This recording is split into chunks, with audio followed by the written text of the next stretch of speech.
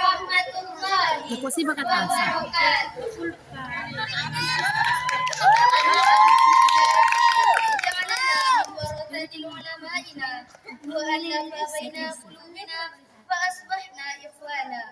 Allahumma salli wa sallim wa karim wa azim ala man dama min hajjul qawim wastaqama ala hudan min rabbih wa siratihil mustaqim wa ala alihi haqqa qadrihi wa miqdarihi al-azim. Amma ba'du. Para ibunya yang kami muliakan, hadirin wal hadirat, santriwati as-sahihin banat yang kami banggakan. Seiring berjalannya waktu, kemajuan teknologi yang diciptakan oleh manusia semakin canggih dan terus berkembang cepat, pesat, dan begitu dahsyat. Profesor Renal Kasali, seorang praktisi bisnis sekaligus guru besar ilmu manajemen Universitas Indonesia, dalam pengantar bukunya yang berjudul The Great Shifting, halaman 8 menjelaskan, saat ini kita telah berada di era transformasi, sebuah masa di mana perubahan yang terjadi bertubi-tubi dan tak terduga, yang ditandai dengan kemajuan pesat industri teknologi, khususnya teknologi komunikasi. Menurut beliau, kondisi ini memberi dampak besar dalam pola interdiskriminasi di era saat ini, sebab media digital memegang peran banyak dalam menghubungkan satu pihak dengan pihak lainnya. Hadirin, ibarat dua mata pisau, selain membawa ancaman yang mengkhawatirkan, juga menghadirkan peluang yang dapat menggiurkan perkembangan teknologi. Dari sini bisa kita simpulkan bahwa Allah Subhanahu wa Ta'ala menuntut kita untuk melakukan sebuah gerakan dakwah dengan pendekatan bil hikmati wal mau'izatil hasanah wa jadilhum billati hiya ahsan.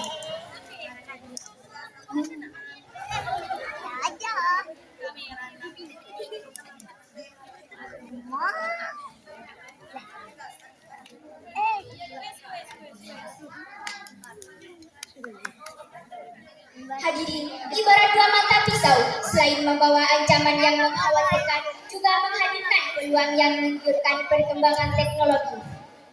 Telah menghantarkan kita pada masa di mana pengajaran Al-Quran semakin tersebar luas dan tak terbatas, dari tingkat lokal hingga internasional, dari dunia nyata hingga dunia maya, dari musola hingga masuk ruang gereja, dari yang mendengarkan puluhan hingga jutaan. Kajian kitab-kitab kuning yang terbaru hingga kitab digital yang diakses lewat layar. Pengajaran Al-Quran masih jauh dari harapan. Masih banyak dai-dai yang gagap teknologi sehingga ruang media digital diisi oleh konten-konten yang dapat merusak pikiran dan hati, seperti tayangan pornografi dan pornografi, ragam berita kontroversi, ancaman hoax dan provokasi, hingga penyebaran ideologi yang dapat mengikis jati diri generasi muda bangsa ini. Jika ini terus dibiarkan hadir, maka tidak menutup kemungkinan generasi muslim di masa depan akan mengalami degradasi nilai dan identitas yang semakin serius. Dari sini bisa kita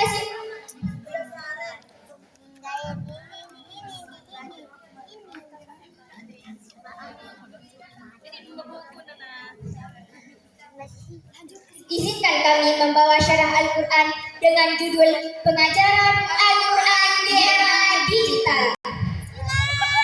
Sebagai landasan, marilah kita bersama-sama mendengarkan firman Allah, Quran Surah An-Nahl ayat 125. A'udzu billahi minasyaitonir rajim. Bismillahirrahmanirrahim. Ud'u ila sabili rabbika bil hikmati wal mau'izatil hasanah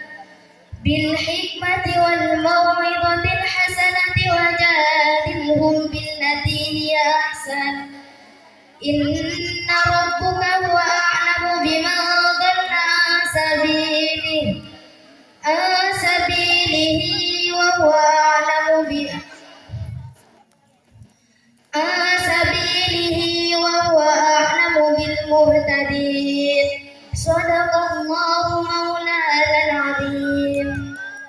Aku berlindung kepada Allah dari godaan setan yang terkutuk dengan menyebut nama Allah yang Maha Pengasih lagi Maha Penyayang. Serulah manusia ke jalan Tuhanmu dengan dakwah dan pengajaran, serta debatlah mereka dengan pengajaran yang lebih baik. Tuhanmu dialah yang paling tahu siapa yang mendapat jalan kesesatan dan siapa juga yang mendapatkan petunjuk. Hadirin yang mulia yang kami cintai, dalam perspektif ilmu balaghah, ayat ini menggunakan gaya bahasa insyaallah dalam bentuk amar yang menunjukkan tuntutan dari atas kepada objek yang di bawahnya.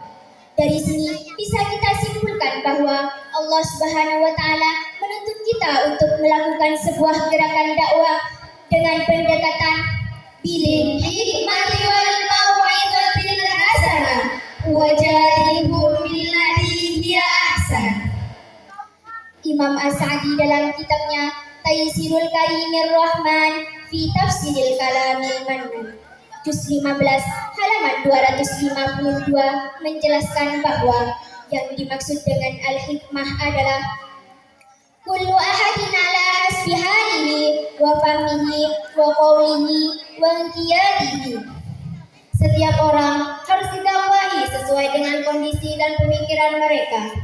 Ibarat seorang dokter, seorang dai harus menentukan sesuai obat dan jenis dosisnya. Demikianlah prinsip ibadat sebutul dan Imam Al-Qadni lillahi ta'ala 188.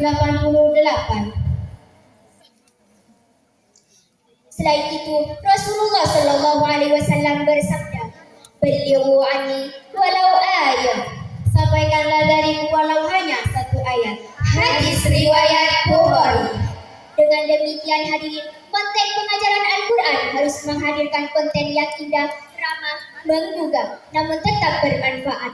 Konten pengajaran Al-Quran harus dibuat agar unik, asyik dan menarik, sehingga tontonan main game beralih menuntut ilmu Al-Quran. Emak-emak yang biasanya mencari diskon harian beralih ke pengajian. Anak-anak yang biasanya asyik mendengarkan lagu beralih mendengarkan Al-Quran. Bapak-bapak yang sampai mau baca Quran lebih memilih ceramah keagamaan.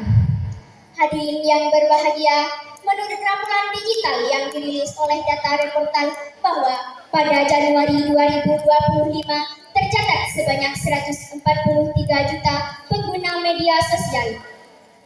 Angka ini hadirin setara dengan 50,2% total populasi Indonesia yang berjumlah 285 juta jiwa. Hal ini mendorong anak muda agar tidak hanya dituntut menguasai ilmu syar'i, tetapi ia juga harus paham teknologi. Dari sini anak muda tidak hanya dituntut untuk lebih kreatif dan inovatif dalam mengajak umat manusia,